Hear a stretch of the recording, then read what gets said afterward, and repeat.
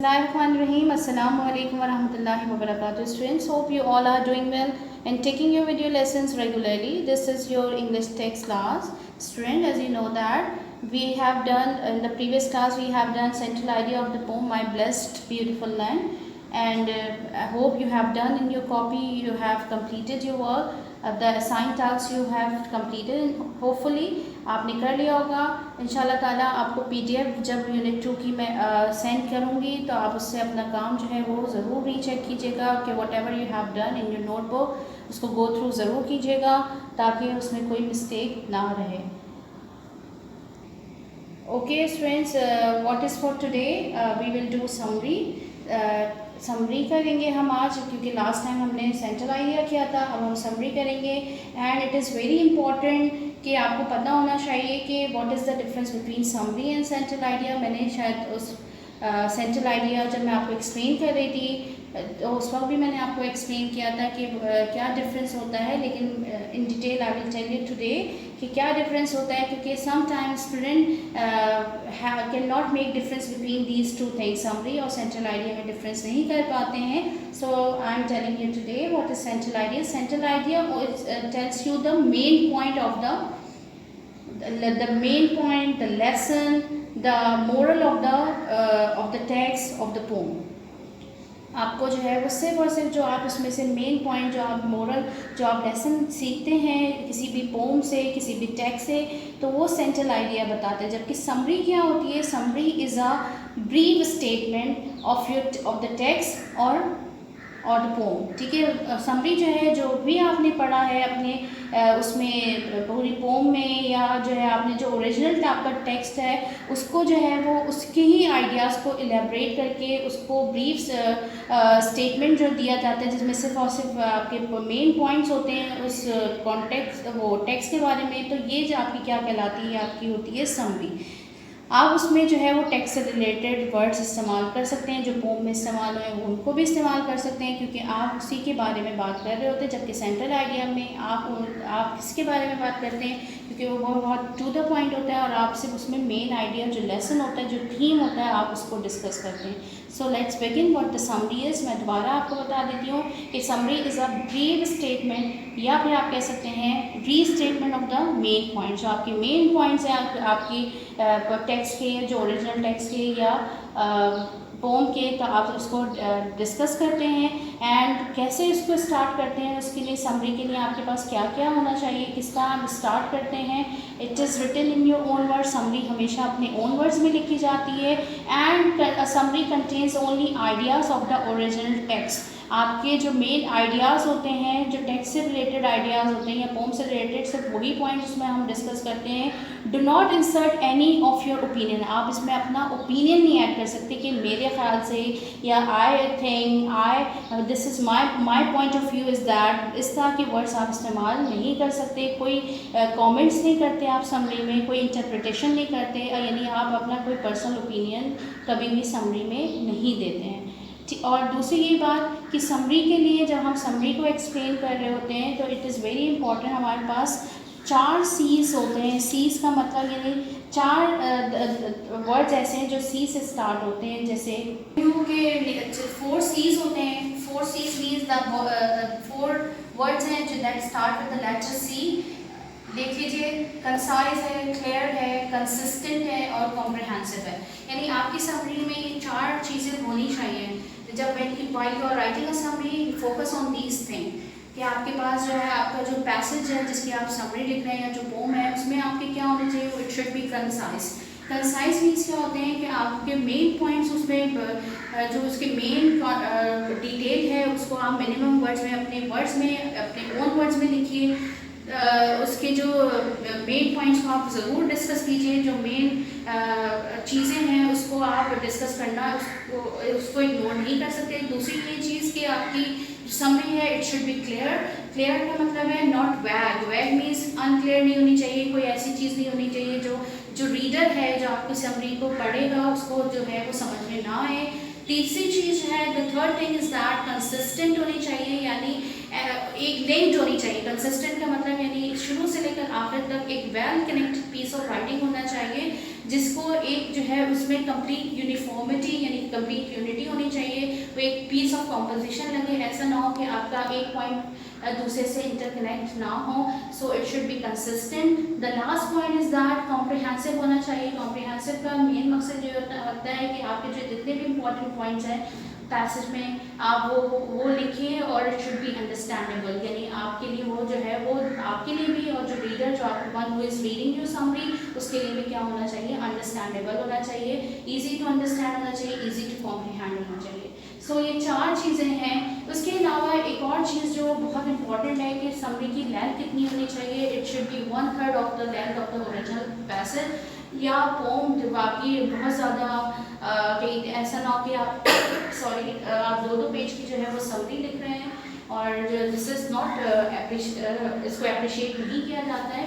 So what is the length of the summary, it should B 1/3 of the length.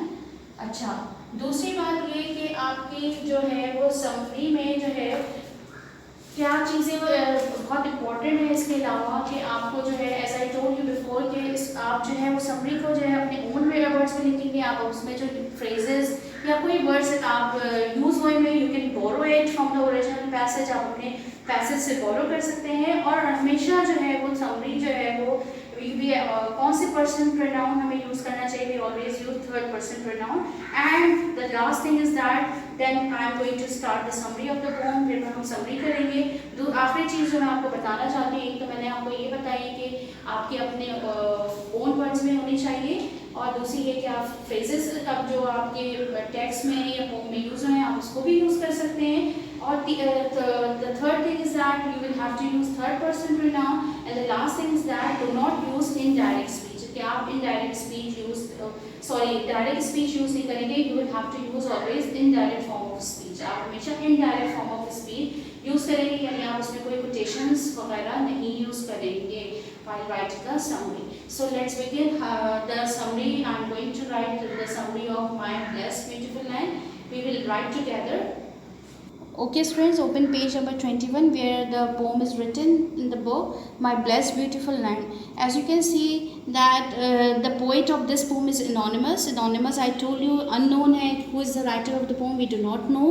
अच्छा, इसके अलावा जो है आप देख सकते हैं मैंने बारह आपको while I explain you the poem तो मैंने आपको बताया था कि the poet is actually discussing about the various regions of Pakistan and various region में वो हमारे 4 provinces जो हैं जो फर्स्ट में जो है वो खैबर पख्तूनख्वा एंड गिलगित बल्तिस्तान को डिस्कस कर रहे हैं, सेकंड में discussing about Balochistan and then Punjab and then the last telling about the main features of Sindh. ठीक है, तो उसमें जो है वो कुछ फीचर्स बता रहे हैं सिंध के। और इसके साथ साथ in each stanza as you have notice कि while they are telling about some features of that of a particular region, उस रीजन के सिर्फ वो ब्यूटी या जो फीचर्स हैं सिर्फ वही नहीं बता रहे, they are he is also telling us about the people of its region. इसके पीपल के बारे में, उसके ड्वेलर्स के बारे में और इनहैबिटेंट्स के बारे में भी वो साथ साथ हमें बता रहे हैं। सो आप देख लीजिए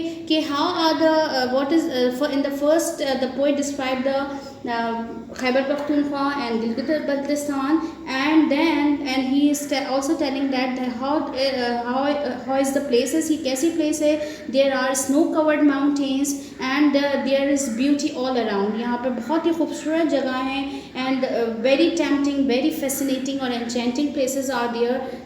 spellbound beauty है यहाँ की, यानी आप जो है वहाँ पर जाएंगे तो आप ऐसी चीज़ें देखेंगे जिससे आप जो है वो हैरान रह जाएंगे। आप you should be thankful to Allah कि we have such beautiful places in Pakistan। there is the beauty of these places are unmatched।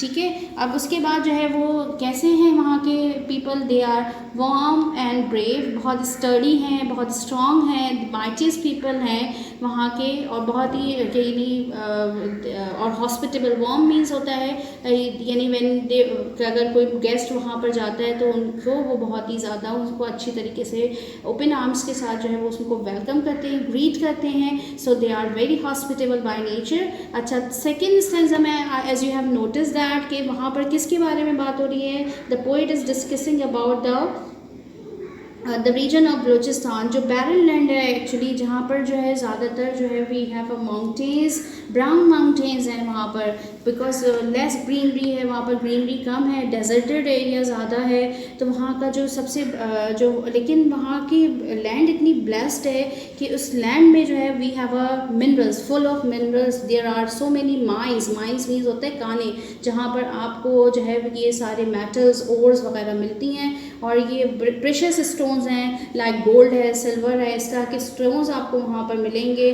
जो कि बहुत ही दुनिया में हर जगह नहीं होते हैं। So it is also a blessed land, ये बहुत ही ब्लेस्ड लैंड है। यहाँ का जो मशहूर डेजर्ट है, the famous and renowned desert जो है वो क्या है, खारान है। और वहाँ के जो माउंटेन्स हैं they are lofty, lofty means high mountains हैं, but they are brown, okay.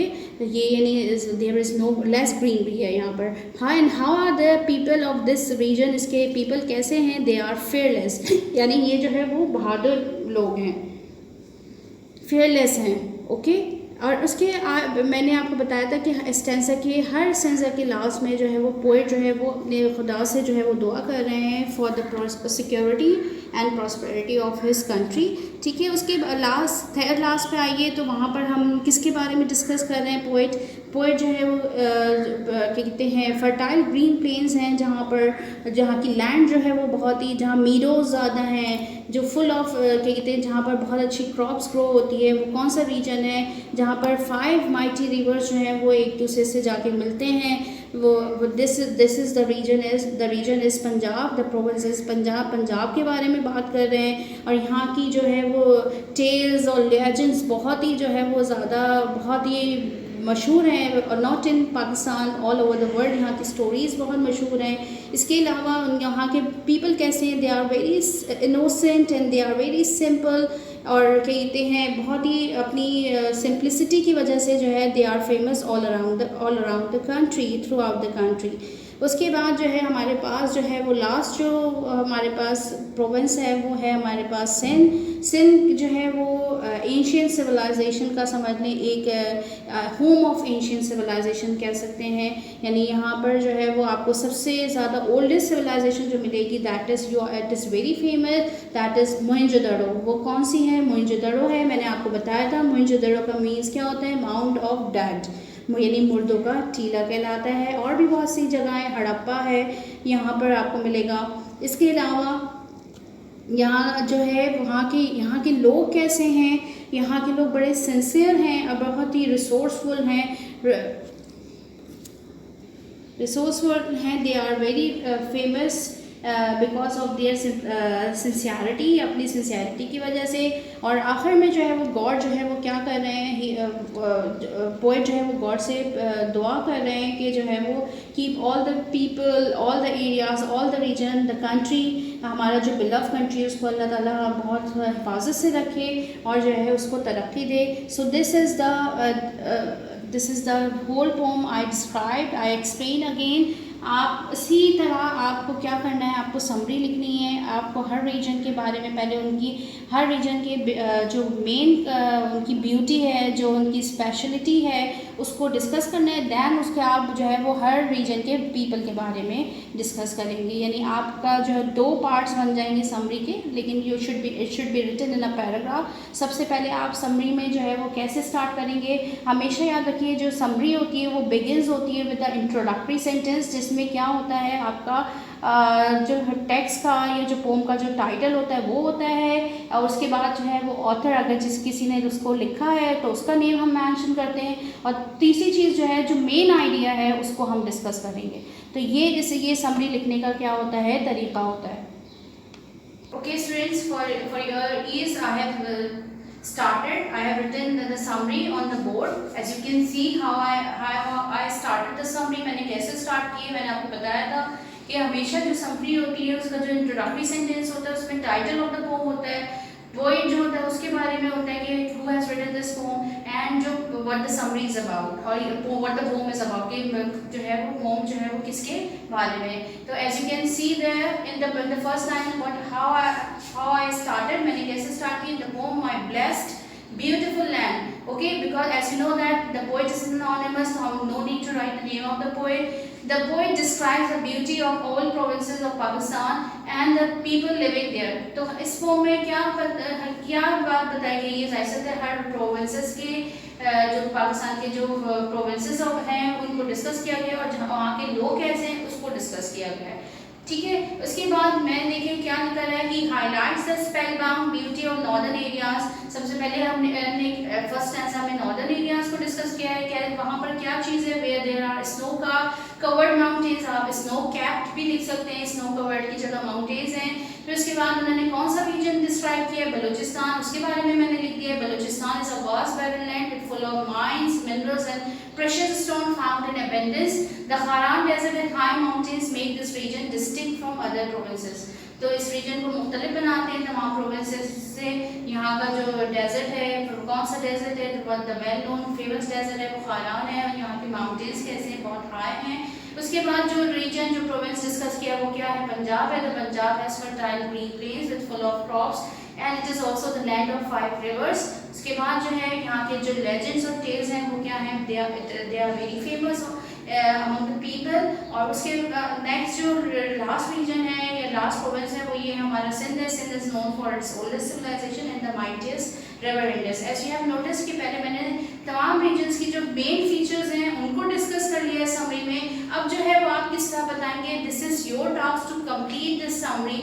मैंने आपकी आसानी के लिए इस समरी को में जो उसके रीजन्स के जो मेन फीचर्स थे, खुसूसियात थी, उसको डिस्कस कर लिए। आप जो है इसको आगे कैसे प्रोसीड करेंगे, आप जो है इसके इनहैबिटेंट्स जो यहाँ के रहने वाले हैं, जो पीपल हैं, जो ड्वेलर्स हैं, उनके बारे में, हर प्रोविंस के ड्वेलर्स के बारे में जो खुसूसियात हैं, जो उनके बारे में जो एडजेक्टिव्स यूज़ किए गए हैं, आप उसको अपनी समरी में in the form of sentences लिख के इसको आगे कंप्लीट करेंगे। और इन द लास्ट फिर आप उसके बाद क्या करेंगे, लास्ट में जो जैसे पोइट ने हर सेंटेंस में जो है वो एक दुआ मांगी, जिसको मैंने आपको बताया था रिपीटेड है। तो ऐसी चीज़ जो ऐसी लाइन या ऐसा फ्रेज जो रिपीट हो उसको रिफ्रेन कहते हैं। तो उसको जो है आप बताएंगे, अपने वर्ड्स में बताएंगे कि in the last the poet is offering pray to God to for the security and prosperity of his country. तो आप इस तरह करके अपनी समरी को क्या करेंगे, कंप्लीट करेंगे। Hopefully you can do it because most of the part I have done it for you, for your ease, for your convenience, आपकी आसानी के लिए मैंने कर दिया है। आपका काम सिर्फ ये है कि आप उसके इनहैबिटेंट्स को डिस्कस करेंगे, दैट इज़ वेरी ईजी। आप उसके पोम पढ़िए, वहाँ पर जो एडजेक्टिव यूज़ हुए हैं वो इसी तरह इस्तेमाल कीजिए, या उनके सिनोनिम्स को इस्तेमाल कीजिए। You have a list of synonyms and antonyms. आप उसके जगह कोई और वर्ड जो उनका कहते हैं वर्ड है जो सिनोनिम है उसको इस्तेमाल कीजिए। और this is your task for today. So let's come to the homework. What is the homework for today? आपको क्या करना है, you will have to complete this summary in your notebook and no reference will be written in summary. आपका question क्या होगा, write the summary of the poem, और उसके बाद आप you will have to write the heading. Summary की आप heading डालेंगे और इस तरह आप स्टार्ट करना शुरू कर देंगे। ओके, सो इंशाल्लाह hopefully you will do it in your notebook very neatly and correctly, and we will meet you in the next class inshallah. Till then, stay home, stay safe. Assalamu alaikum warahmatullahi wabarakatuh.